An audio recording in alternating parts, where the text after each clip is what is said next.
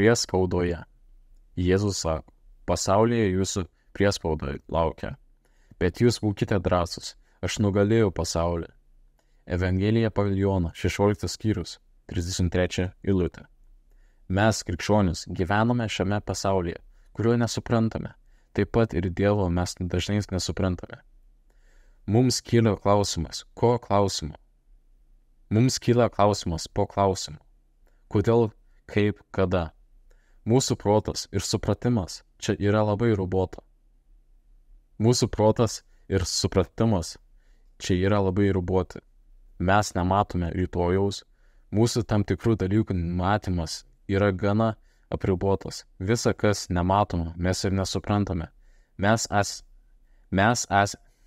esame krikščionis, bet mes nesam tokie kaip Kristus, kuris viską žino.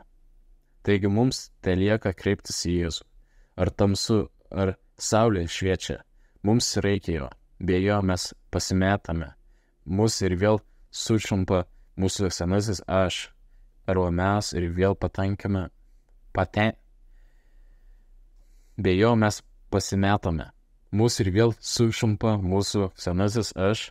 Arba mes ir vėl patenkame į gundytojo melagingas pinkles. Jėzus duoda mums šventąją dvasią, tam, kad turėtume palydėjimą. Ne tik instrukcijas, bet ir tikrą palydėjimą ir vedimą. Jis nenori, jog mes kaip koks rąstigalis vandenyne. Jis nenori, jog mes kaip koks rąstigalis vandenyne, be tikslo ir be orientacijos plūduruotume. Jis nori mus vesti link tikslo. Jis nuolat mus stebi, o savo saugiančias rankas nuolat laiko virš mūsų. Jis žino, kaip labai esame nuo jo priklausome. Dėl to ieškome jo maldoje, šloviname ir garbiname jį. Mūsų iš tikrųjų mylinti viešpatį, dėl to skaitome jų žodį. Dėl to stipriname save brolių seserų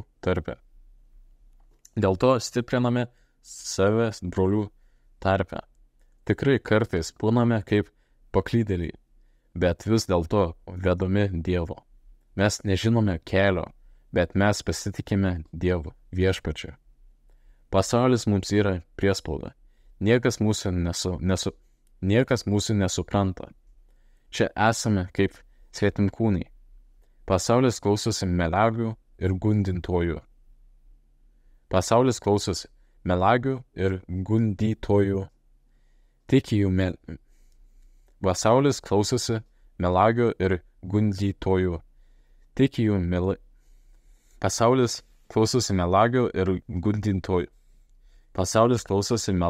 ir gundytojų. Tik jų melais apie Kristų.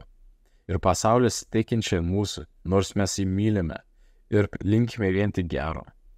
Jėzus nugalėjo pasaulį ir jis jau nebegali pakenkti jo pasekėjams, kuomet jis mums bus svarbesnis už viską pasaulyje. Tapsime laisvi nuo bet kokios priespaudos, taip kaip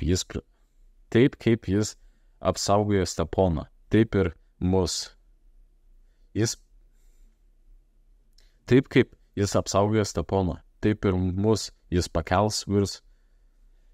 Taip kaip jis apsaugojo Steponą, taip ir mus jis pakels ant rankų. Jis yra mūsų viskas.